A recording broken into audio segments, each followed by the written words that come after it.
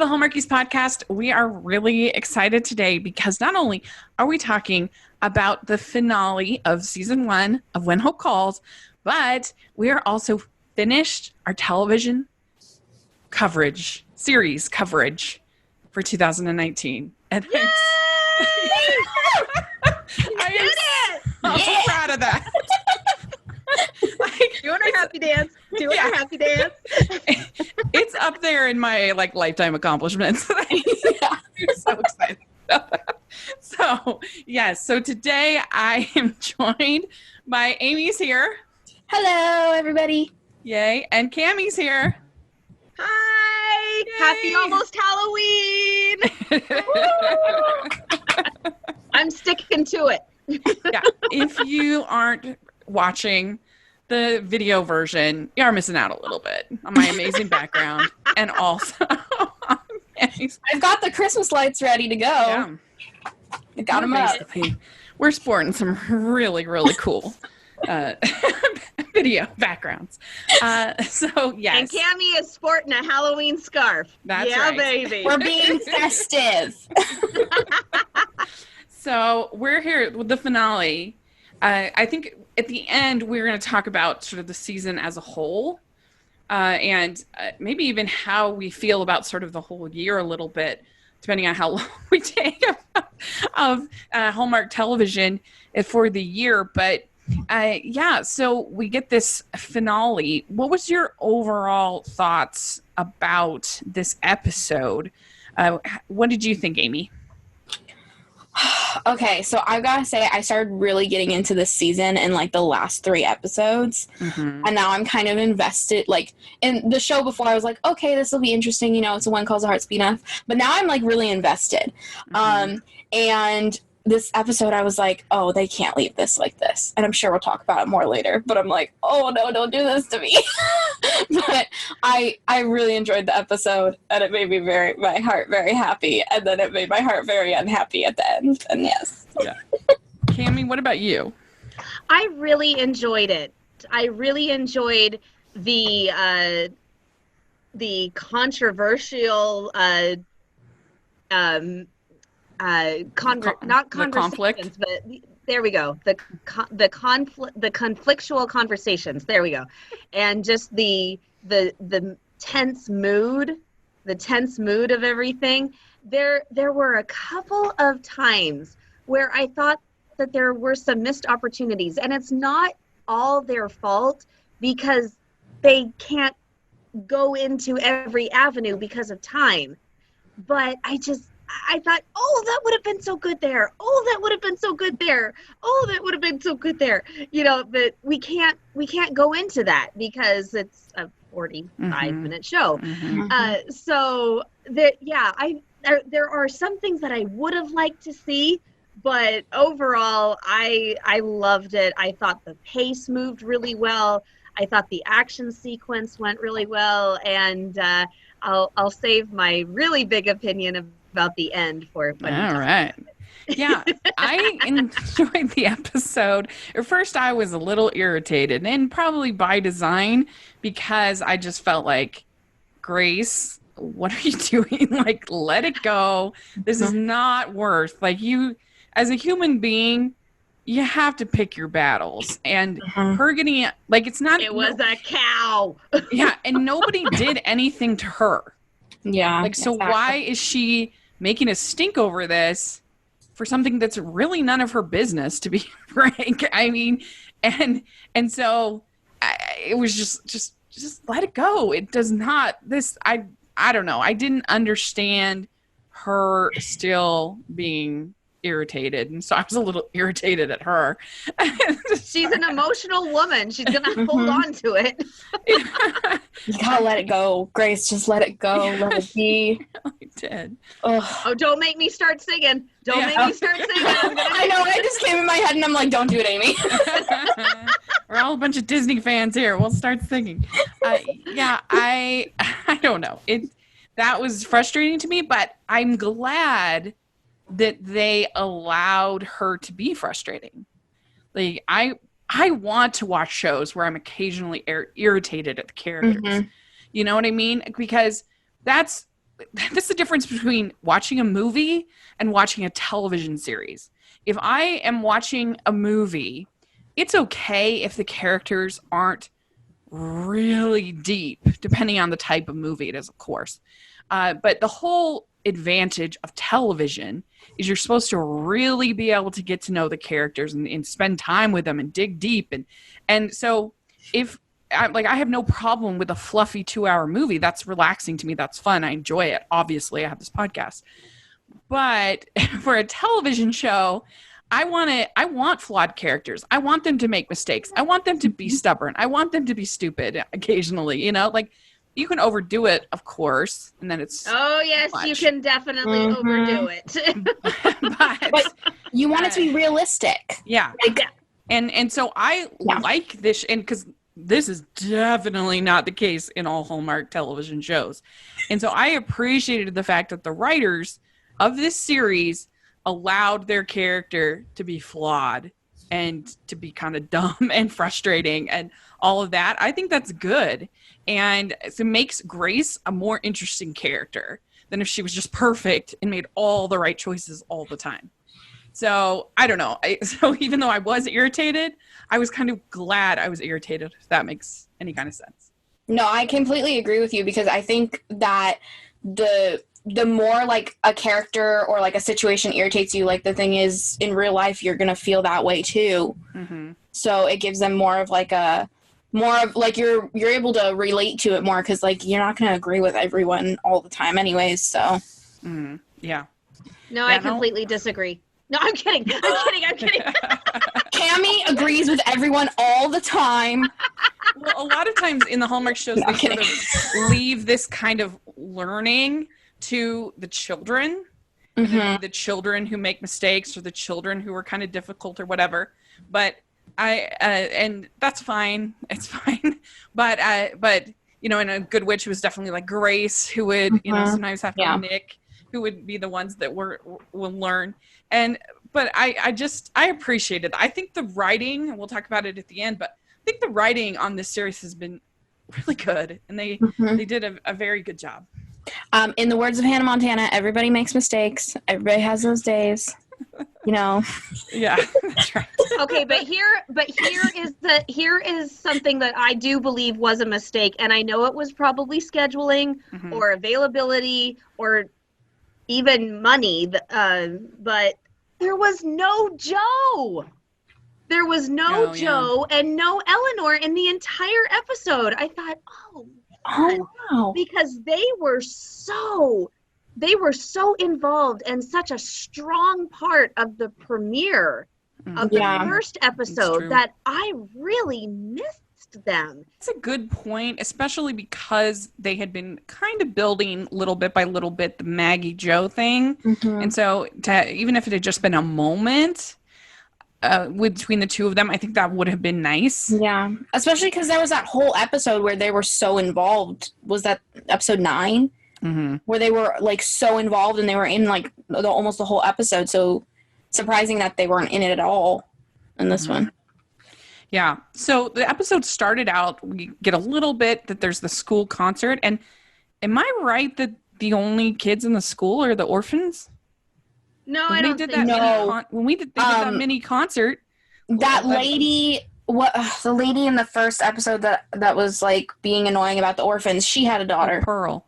Yeah. Was she in like a little concert though at the end? I swear it was all No, it was just the orphans doing that for their friend. It wasn't all the kids in the town or anything like that. Because I saw like 2 or 3 other kids that were running around at points throughout the season. Yeah, because they were like, I don't know. I thought they said maybe they didn't say it and I just misheard something like, oh, since you missed the concert, the kids are having the concert for you. And then I'm looking, I'm like, that's just the orphans.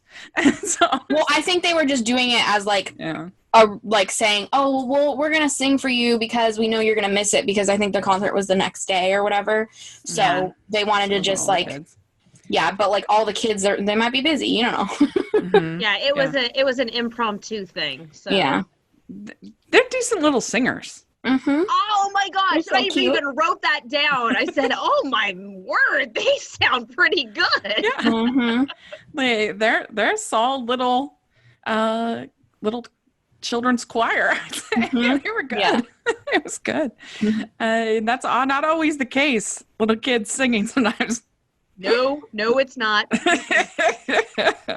Trust me, I've been there. Yeah. I had a children's singing company for 5 years. Oh my I know. Yeah, you do know. That is funny.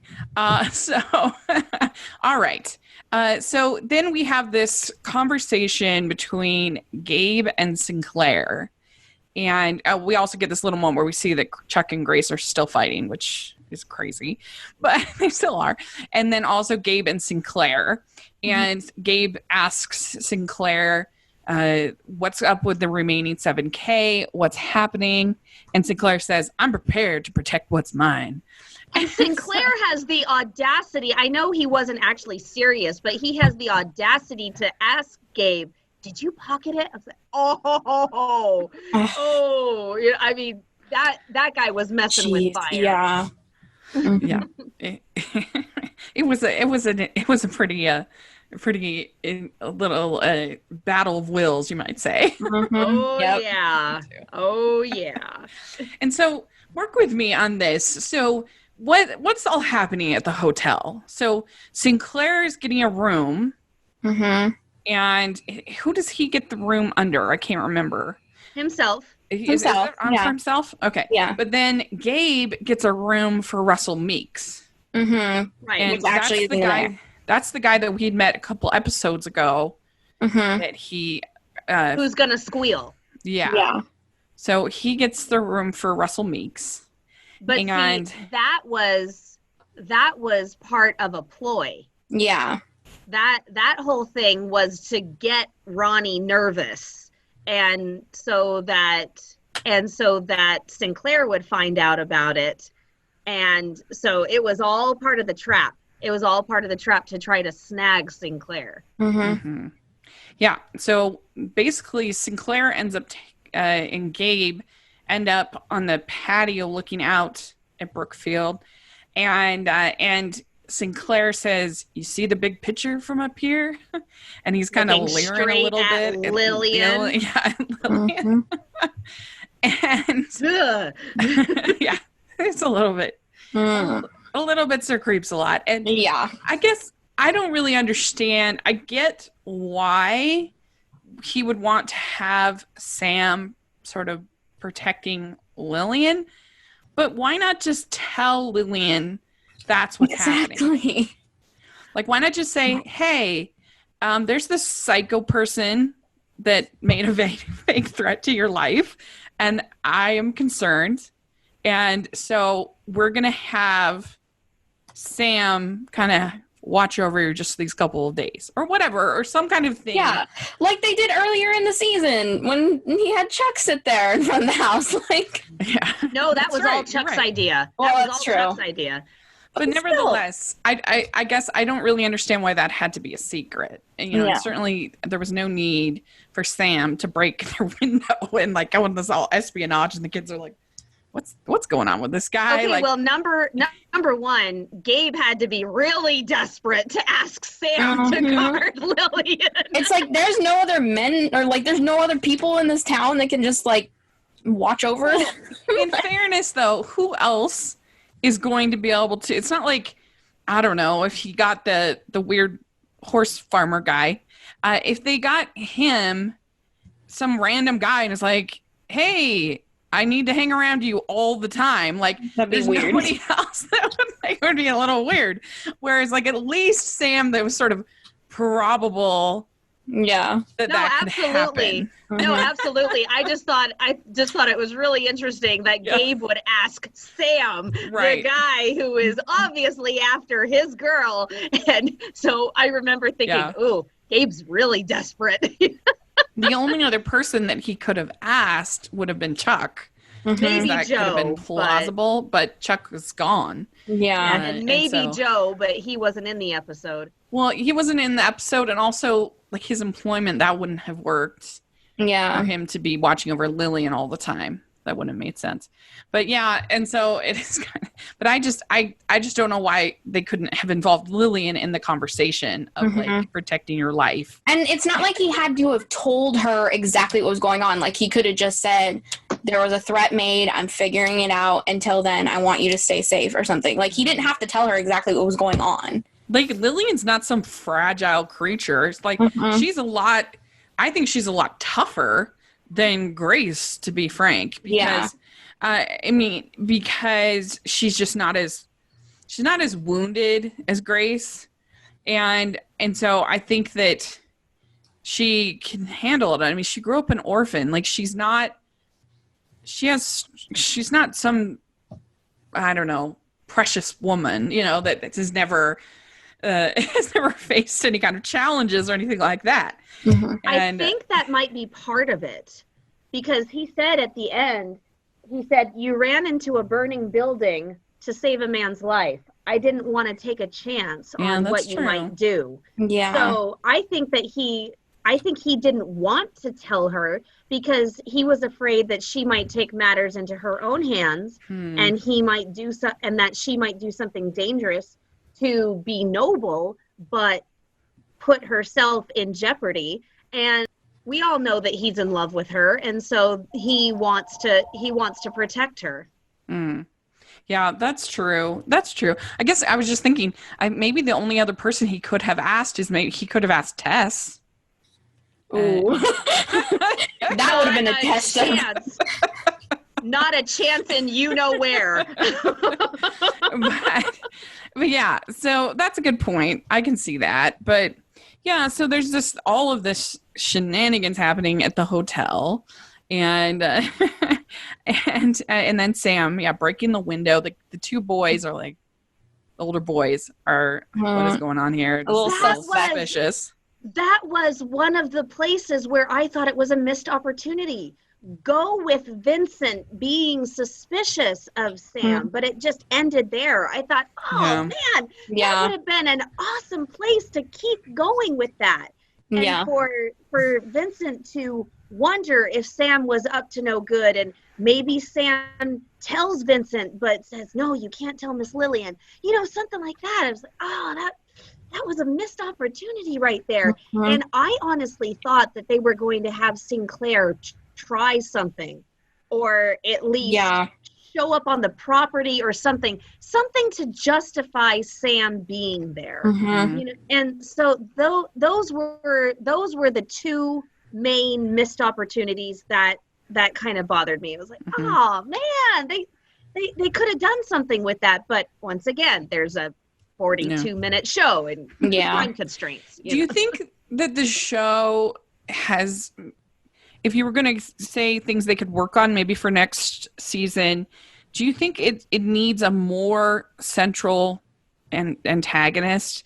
Because that's one difference from When Calls the Heart, where you had basically Henry Gowan being your central antagonist for at least the beginning of the show. Now it's kind of not as much, but there's this kind of antagonist is more sort of like similar to, say, like Andrew Walker's character on One Calls the Heart. Somebody like that that's kind of, isn't going to be there forever. It's coming in, has sort of nefarious whatever, but there's not like a true kind of antagonist character to this series. I thought Sam would be that, but then now he seems like the nice guy who makes furniture. Like, who's going to be in the love triangle? Yeah. So like maybe someone should come in next season and maybe one of them has an old beau, one of the girls that could come in and be a nasty guy. I don't know.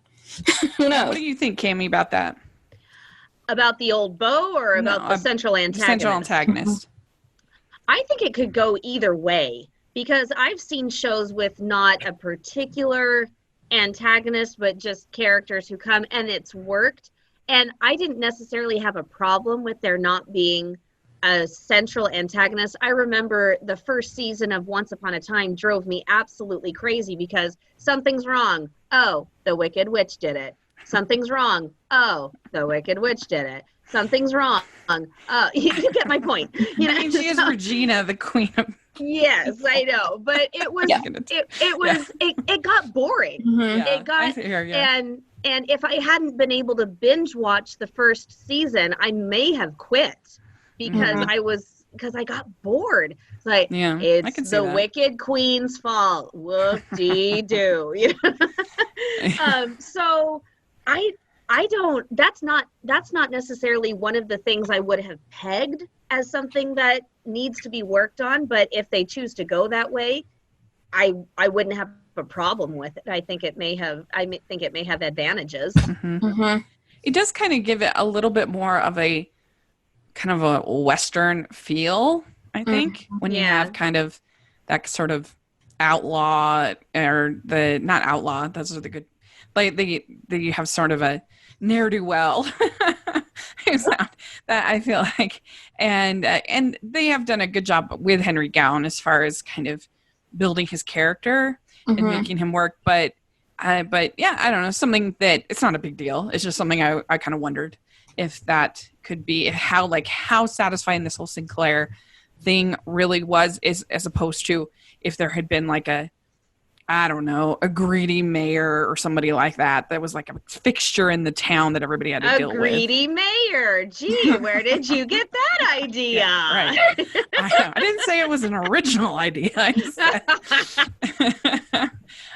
So anyway, then you have the Grace telling the girls a story, and I thought this moment really worked. Whereas I feel like a lot of times Grace isn't able to kind of use her trauma in kind of an effective way. It's just sort of trauma.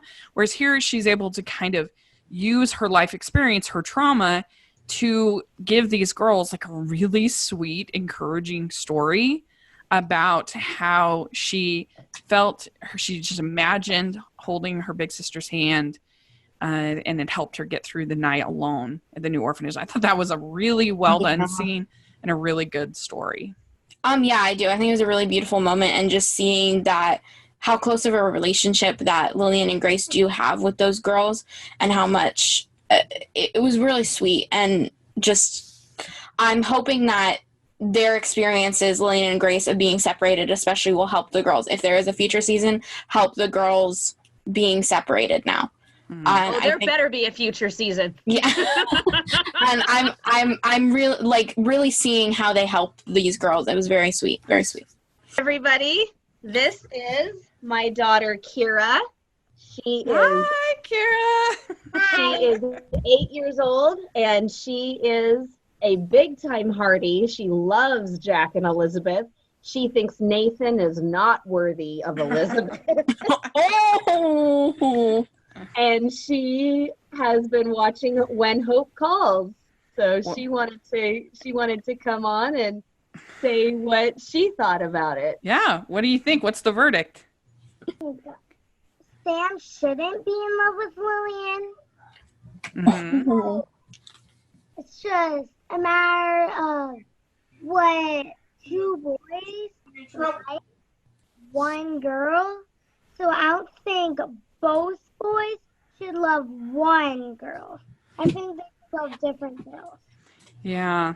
Yeah. Sometimes the heart wants what the heart wants, but you're right. They're not both going to be able to win her heart. So it's going to be interesting. Yeah. So your team Gabe then. You like Gabe better? Mm-hmm. Okay. I agree with you. Good choice. What did you think about Chuck's mom? Tess. I don't really like her. Not a big fan, huh? Yeah. Why don't you like her? She's just so cruel and mean. So mean. Yeah. Aww. Yeah. I understand. Well, thanks for sharing your thought on the season. That's awesome. We love it. Anything else you want to say really fast? No. No? Bye. Bye. Okay, bye. Thank you.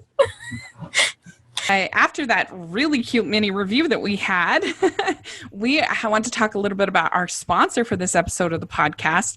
We are delighted to be talking about Glamour Box. And a lot of times that's the thing we forget when making our outfits for the holidays, is the perfect accessory. And that's what Glamour Box is for. It can really help you to find the perfect thing that will just add that spice to your holiday ensembles. And they send you every month a necklace, a bracelet, and a pair of earrings. And so that's really cool. And right now you can get $5 off your first month subscription by visiting glamourjewelrybox.com using code Hallmarkies.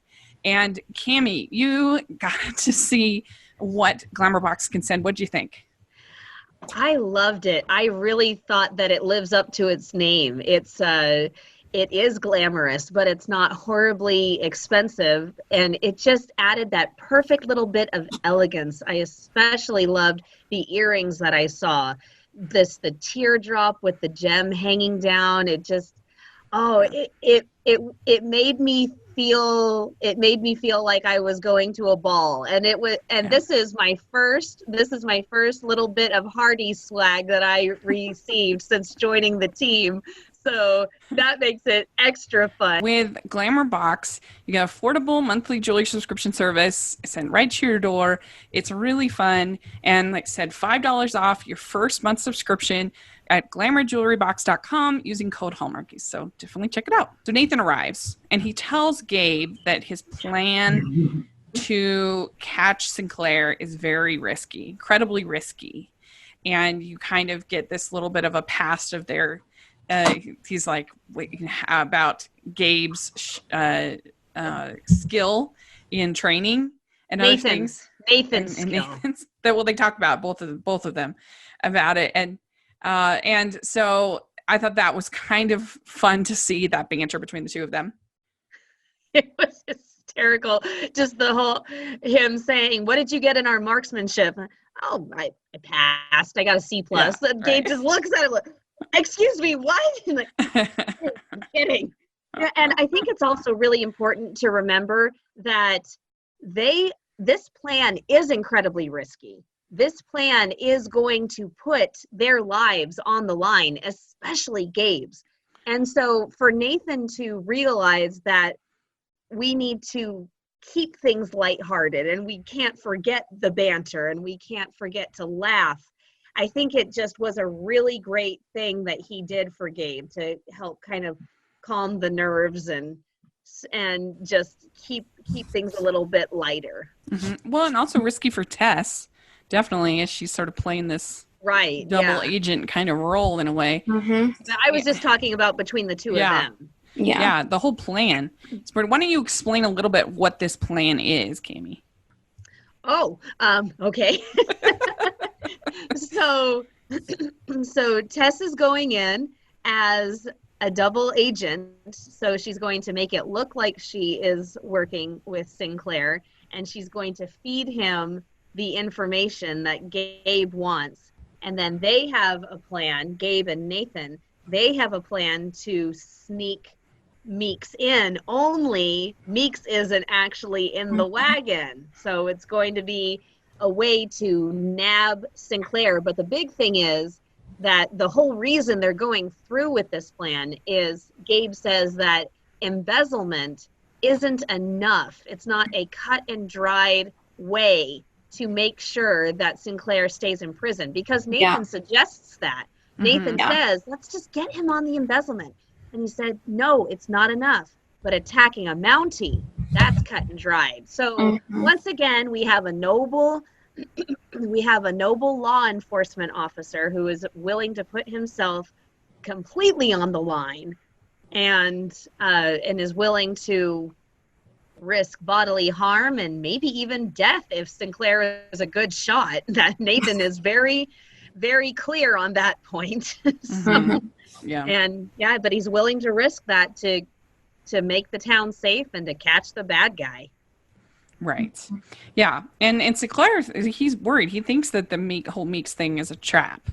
And and so I think it takes something like that to catch this kind of guy. Like, you're not just going to catch him through some normal stuff. Like, you have to be a little more creative. Well, and they end up not even needing the plan because just like you said, Sinclair figures out that it is a trap, and he takes matters into his own hands, and he keeps Tess in the room and says, we're having a conversation with one of the most respected citizens in Brookfield. So stay here and chat with us while I go. I said, oh, man. Okay. I was like, oh, like it really till the end there, I was thinking, like, is she really like that type of thing? It was like really to the last minute for me. It was a fun scene when Tess like holds him down with the gun, and Ronnie is just like completely useless as a human being. Oh my word! Oh my word! The strong arm and the coward. That's what I'm calling the two of them. The strong arm and the coward. Yeah. Oh my gosh, he is totally useless.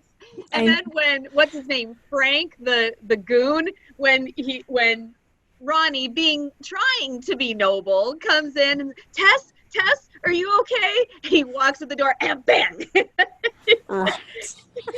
That poor guy has gotten more injuries this season. That poor nose. I know, right? And in the exact same spot too. Yeah. I felt so bad for him. I don't know. I don't feel that bad for him. I feel like he kind of got what he deserved a little bit. I mean, Oh yeah, no, that was He did have it coming because you do not take stolen funds. Dude. Yeah, exactly. Come on. Yeah. But I have to say that Maggie became my favorite person, #favorite person, because she tells Grace, sometimes it's better to be happy than to be right. Yeah. I loved it. It was really good. Really, really good. And so then Chuck goes out on the cattle drive to help his mom. And Tess says... And to get away. Yeah. And Tess tells Grace, Chuck will be sorry to have missed you. And that he said that he needed a break from Brookfield. So she tells Which that was kind of twisting Chuck's words. That wasn't truthful. So I don't know what she has. Like, does Tess have this ultimate thing that like she just doesn't want her son to be happy? Well, she doesn't want him to be happy with Grace. She wants him to be happy with Lucy. Well, yes, but also she wants him to be happy in the way that she wants him to be like her husband. Yeah, like his dad. And that's, they're different people. And I don't know, she should be happy that he's happy. And he's not doing anything wrong. He's being a veterinarian. Yeah. And liking a girl who takes care of orphans. It's not like she's a bad person. Right. That's true. When you say it like that, that's funny.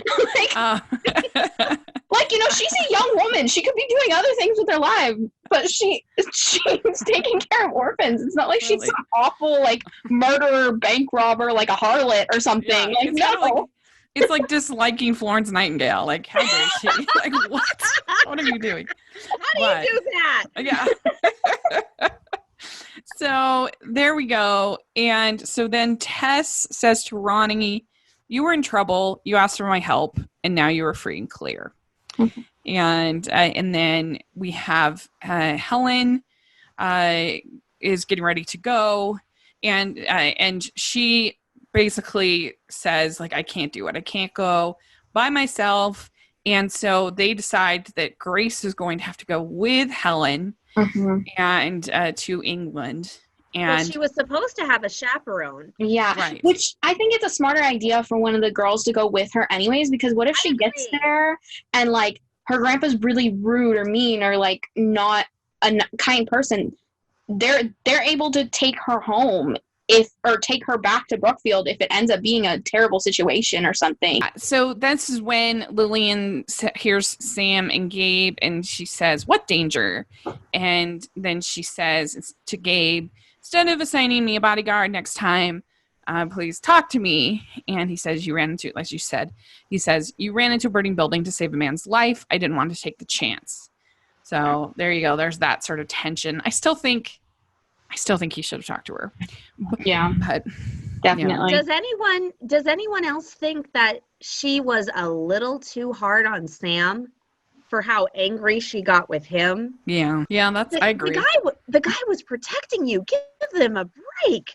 I think at the end of the day, though, her anger came from not being told. And not only was she lied to by Gabe, she was lied to by Sam. And so giving him the cold shoulder a little bit, like, I think that's worthy because she feels lied to. She feels betrayed. So we have a nice scene between Grace and Lillian where Grace is upset about having to leave. And Lillian says, before we didn't know how to find each other, and now we do. So I thought that was nice. Moment. Yeah, that was so cute. It was heart. It was touching. It was... Yeah. There's one tiny little detail that I don't know who else caught this, but being a mom and also being on the other end, being a little sister, this got me. And I started to cry right at this, and it seems kind of silly. It seems a little thing to cry over. But the fact that Lillian had cutlery and plates in her hand, and Grace started coming at her for a hug, and Lillian immediately put down the stuff and gave her a hug. And I just went, oh my gosh, oh no, I've got dishes. She just boom, put it down and hug. Because when my kids come toward me and it's obvious that they need a hug, you don't ask questions, you put it down. And also, I was the youngest of 6. And so when I needed a hug from my mom, from my dad, from my brothers, and they put whatever they were doing down to reach out and hug me, that's something that meant more than anything. So it was a teeny tiny little moment. I don't know if it was Morgan's idea. I don't know if it was Megan Follows. Hello, Megan, by the way. Awesome job. I'm a huge fan. I'm a huge fan of yours for Anne of Green Gables. So I love that you directed these last 2 episodes. Anyway, so I don't know if it was her idea. I don't know if it was Morgan or Jocelyn, but whoever did it, that was an amazing moment that touched me big time. Yeah, it was really the whole scene was very sweet. And so then Chuck says, you really matter to me, Grace, and I hope I matter to you. Boom, boom, boom. Oh my God. And we get our kiss. And one of the things, it was really fun. My gosh. Amy, were you super excited? Yes, I'm like, thank you. Thank you. Now, if they drag it out for, a million seasons and they're not like engaged within the next season and a half, I'm protesting. Like, I am not, okay, I get Lillian's a little more reserved, a little bit, it's going to take her longer to decide. Okay, that's fine. That's Lillian's personality. That's Lillian's character. Okay, that's good. With Grace is a more fast-paced individual, and so is Chuck. So the two of them, if they're not engaged within the next 15 episodes, if this keeps going for 15 episodes, I'm going to be a little angry. I'm with you because tell us how you really feel, Amy. Yeah, no, I'm with you. Not sure I got that. I'm not going to sugarcoat it, okay? No, I'm sorry, Grace and Elizabeth. Jack and Elizabeth made me very angry. Agreed, 100%. That drove me crazy. I'm just like, no, it did me too. It was so slow. I'm just like, come on. So this was very satisfying, and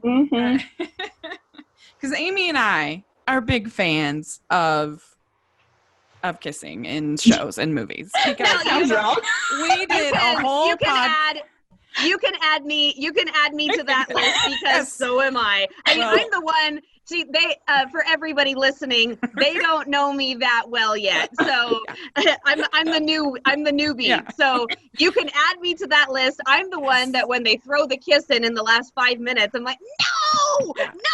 And then, when they do part 2, because we did a whole podcast on Hallmark kisses. Me and Amy. It was like our top 10 best Hallmark kisses coming from the person who's never been kissed over here. And we did top 10 Hallmark kisses. So next time, do another one. Yeah, when we do part 2, we'll totally have Cammie on. Because this was really good. This was really romantic. It was really nice. Kiss. They're both leaving on trips. And they have such a good energy together. Like, it was so believable that I was like, oh oh my gosh. And it's probably just because they're an amazing actor and actress, but just their, I don't know how else to say it, but like just their energy, their chemistry, like it just worked so well. And I loved it. Well, and let's not forget the things that he said to her. I rode all night to see you. I got a long ride back, but it was so worth it just to see your beautiful face. Oh my gosh! Who would not melt into a puddle at the very first word? You know? Yeah. Like he could have pulled out a ring at that moment, and I would have been happy. Like honestly, I would have been sold. No, they gotta kiss first, honey. I know. First. You know? It was really. We gotta hear an "I love you" before the ring. We gotta hear an "I love you." And please. Not only did they kiss, but they managed to kiss without exhausting the Bed Bath and Beyond, like Jack does with a billion candles. Hey! He kissed her on the hilltop with nothing around. Thank you very much. Anyway, if we see any candles in this show, I'm gonna lose my mind. They don't have it. Maybe that's how Jack got so many candles. Is he got them from Brookfield and Hope Valley? You are so mean. Oh, we're just teasing. But anyway, it was really good. And so let's talk about the season as a whole, and maybe even how we feel about the year of. Is there one thing I can add real quick? Yeah, please. That There's I noticed. one thing I want to add too. So. Sorry. It just reminded me of that when you said Hope Valley and Brookfield. When they were looking at that map of where to go through, I paused it, and there was other cities that had been mentioned in the two shows. There was no Hope Valley on that map. Oh, interesting. Okay. So I was like, because I paused it and I'm like, I want to see where Hope Valley is in relation to Brookfield, and I'm like, wait, it's not on this map. Is it that far away? Like, I don't know, but yeah, that was just my okay. Good personal. Good catch. Good catch. That is a good catch. All right, what was your final takeaway? Well, my thing was how they handled the whole Helen situation. Not only did Grace tell the story to give Helen courage, but the fact that they are acknowledging that both her parents were lost at sea. Of course she doesn't want to get on that ship. And, she's saying, don't make me do it. Don't make me do it. It's okay. It's okay. Yeah. I mean, there are other people who would have said, you're getting on that ship and it's final. Mm-hmm. And Maggie could have been, oh, I'll give her a sedative, knock her out. But, Maggie was very, very understanding. That's very traumatic for a 12-year-old girl. And she lost both her parents out at sea. I thought the whole situation was handled so well, not too rough, not too tender, because Lillian and Grace say, we have to get her there. And I loved that whole thing. Yeah. And then Lillian, because Grace is the famous storyteller, Lillian cuddling with Mary Louise at the very end and telling her the story, because she's the one that's left behind. And one more two more things. The whole sister dynamic between Sophia and Helen, oh my gosh, because we've seen them in tiffs in 2 episodes, and so just to see how much they really do love each other and how much they are going to miss each other, and having Helen tell Sophia, be sure to write me when Fred beats you in jacks, when Mary Louise learned all of her multiplication. She's giving credence to all the things that she knows are going to happen. It was very sweet. And then the ending, the big cliffhanger ending about the report on Grace, that what's his name? I don't even think he has a name, but that the man hands to Tess Stewart at the end. I went, what are you doing? What are you doing? You're trying to ruin your son's happiness. I'm just glad that kiss didn't happen in front of Mom, because that would have been terrible. But like the whole town saw it, so like she knew. She's gonna know.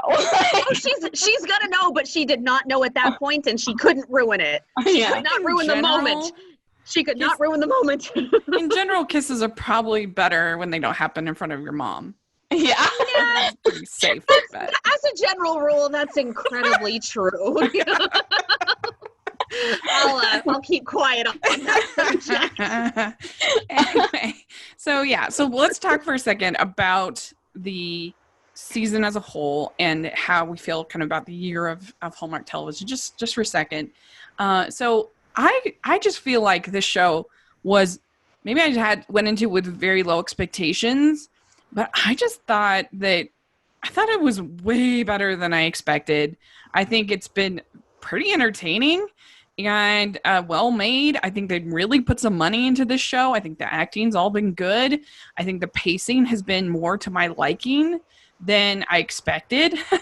And overall, I just actually really enjoyed it. I think it's one of the stronger seasons of television from Hallmark that I've seen. I think. What do you think, Amy? I completely agree. I was really worried at the beginning of this that it was going to be just a carbon copy of One Calls a Heart. I was like, they're just going to bring the same thing over to the other side, and it's not going to draw me in. But I think what really drawed me in is they really took that ensemble cast aspect, which I love. And that's what I love about One Calls a Heart now. You know, the first half of the One Calls a Heart season this year, I was like, okay, can we just get on with it already?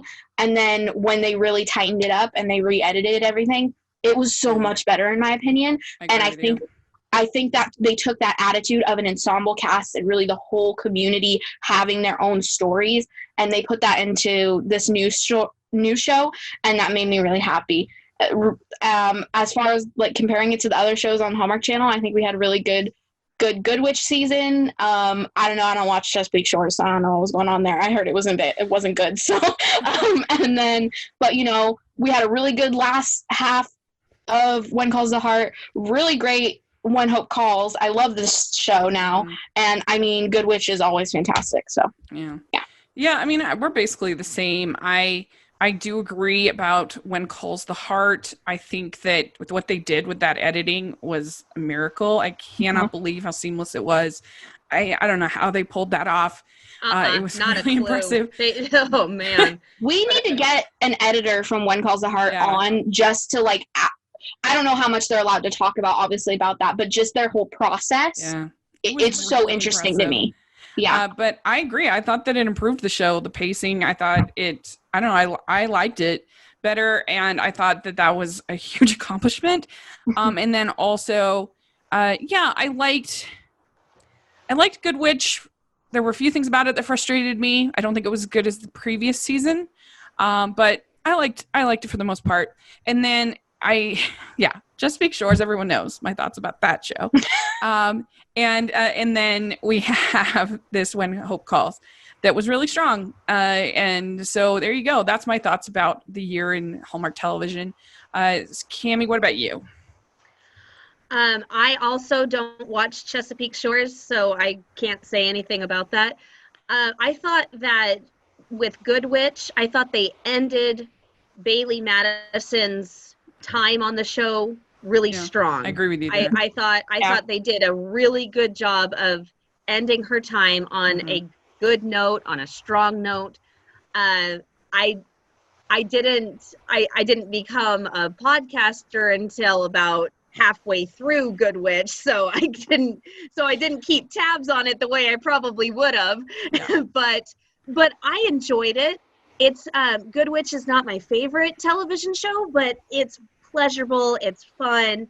I'm becoming a lot more of a James Denton fan than I ever thought I would be. I never saw myself being a James Denton fan, but he's very good. He's really very good. Yeah. I'm going to have to disagree on the Vincent thing. Sorry, Rachel. Yeah. I love Adam. But not just me, the whole podcast like Vincent. I agree with Cammie. Vincent not being there or not being there didn't impact me all that much. But I didn't want Amber to attack me, so no, I'm kidding. Amber would never. I have an ally! Yay! Hey, high five, Amy.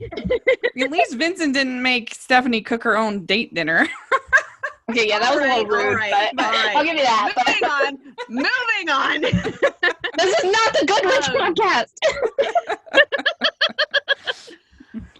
Calls the Heart, oh my gosh, it was such a dramatic year. Woo. It was just, to be completely honest, I didn't think how do I put this? Because I knew the show would survive. I knew the show would make it, but I didn't think it would thrive the way it did without someone. Yeah. I think because the tone shift was great. The shift in the tone.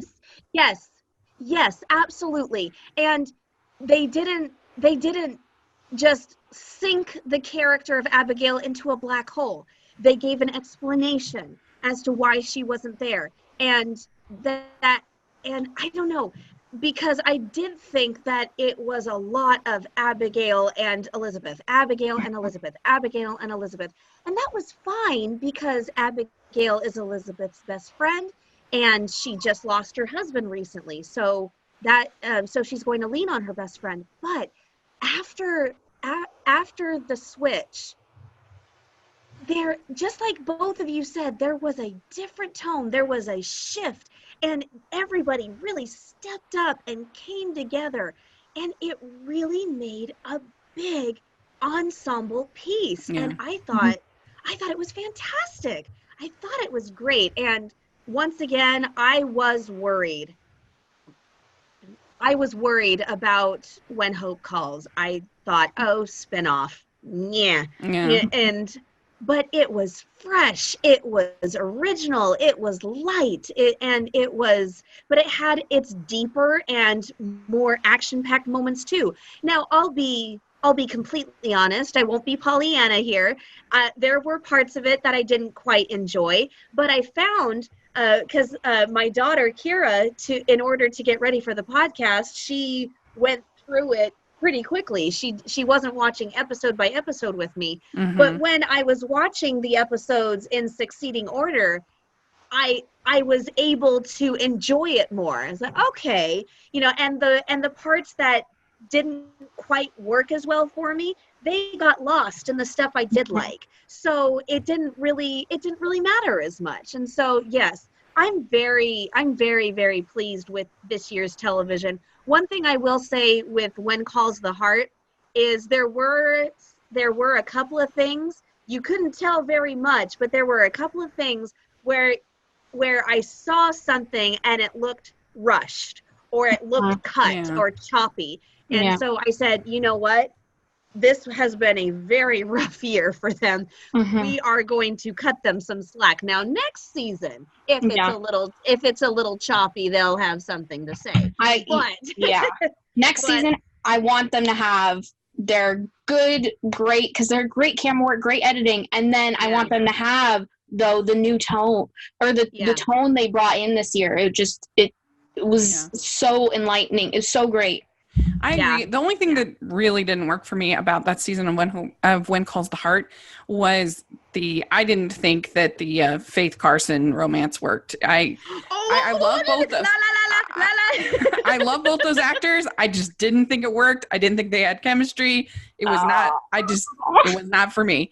But other than that, I thought it was pretty strong. I need to send you my fan fiction on Faith and Carson. That'll change your mind. It's better. That'll change your mind. I thought it was really awkward, and it just didn't work for me. And I'm glad they tried it. They gave it a shot, but I kind of hope they pull back on that. But that's just my opinion. I enjoyed them together. I think the only thing that makes it hard for me is because I know in real life there's such an age gap between those two actors. So that's what makes it a little bit difficult for me. But at the same time, we might not get a lot of it this coming season because Andrea Brooks, I think 2 days ago, went on maternity leave. So she's not going to be in the full season of When Calls the Heart. I don't know. I saw her. I saw her in. I saw her in a lot of behind the scenes photos. That's true. Yeah. I adore Andrea Brooks. She's been on the podcast several times. I love her. So it doesn't have anything to do with. I just didn't think it worked, and that's just my opinion. But that would be the only major feedback that I would have. I just don't want them to take that out because then that's one part of the ensemble thing that's just going to be removed, and that would. I don't want them to remove the characters. I just didn't think that ended up working. But anyway, so that's sort of our feedback for the year of Hallmark television. We'd love to hear your thoughts about this episode, about when Hope Calls, and about the year as a whole, and what you would say that each of the series could improve, or what your thoughts are. Listening, please let us know either in the comment section or on Twitter. We would love to hear your thoughts, and so that would be really fun. So we did it. We finished. We covered the whole year. So are we only doing Christmas for the next 2 months? The only thing that we have coming up is this Thursday, we have a special episode of our On Friendship series just for Halloween. We even wore costumes. Pretty exciting. Me and Elisa, we are covering the great Hallmark Halloween movie, October Kiss, one of our favorites. And that's a good one. And so that will be the last non-Christmas episode of the podcast until. And you're doing it on Halloween. I'm proud of you. Yeah. I'm proud of you, girl. Yeah. So we didn't get sucked totally into the Christmas just yet. Yes, that's right. And so look forward to that. It should be really fun. And then, we'll have in January, we'll have our episode that we always do with Ruth, our top 10 non-Christmas Hallmark movies of the year. And so with Ruth Hill. And so that'll be really fun. And and then we'll dive in whenever When Calls the Heart is starting in probably February. February. And so we'll be ready to go. And so it's been a great year. It's been sometimes very difficult to cover all of the television series. And I couldn't have done it without all of the amazing support from everybody. And so I'm so grateful. And we'll look forward to 2020. It's going to be super fun. Thank you guys so much. And so Amy, where can people find you? You can find me on YouTube, Instagram, and Twitter at It's Amy Cray. And make sure to subscribe to the Hallmarkies Podcast YouTube channel so you can see our beautiful faces when we're recording and all of our fun Christmas outfits that will be coming. Yeah, baby. Mm-hmm. We got the Christmas lights ready, guys. Okay, it's happening. Yeah, I've got a million Christmas scarves. Yeah. And so, Cami, where can people find you? On Twitter and Instagram, it's at Cami Drama Girl, Cami spelled Kami. And on Facebook, I have the Hooked Hardy Facebook page, and that's Hardy with an IE. And then there's my blog, hookedhardy.com. And I'll see if Rachel will let me post the link to the 2 fan fiction stories about Faith and Carson for all of you team infirmaries. Yeah. Hey, I encourage all fan fiction. Send it your way. Send it our way. I will. Let's do it. That'll be awesome. So yes, we will have links for all of that in the description section. Definitely check it out. Make sure you're following the podcast at Hallmarkies Pod and Hallmarkies Podcast all over social media. You can follow me at Rachel's Reviews all over social media and on iTunes and YouTube. I have weekly family movie night picks that I do that are really fun. So check that out. And if you consider becoming a patron of the channel, we talk about all of these episodes in the Facebook group. And it's only $2 a month to be eligible for our exclusives and also our giveaways that we do on a regular basis. So definitely check that out. The information in the description section. And also we have our merch that includes When Hope Calls inspired merch and When Calls the Heart inspired merch. So if you're looking for the perfect gift for your Hardy in your life for Christmas, check out our merch store. You'll really find the perfect thing for you. Mr. Cami, are you listening? Yes. So definitely check that out. And thank you so much, ladies. I can't say enough how much I am grateful. We love you. We love you. And so we will talk to you all later. Bye. Bye, guys. Bye.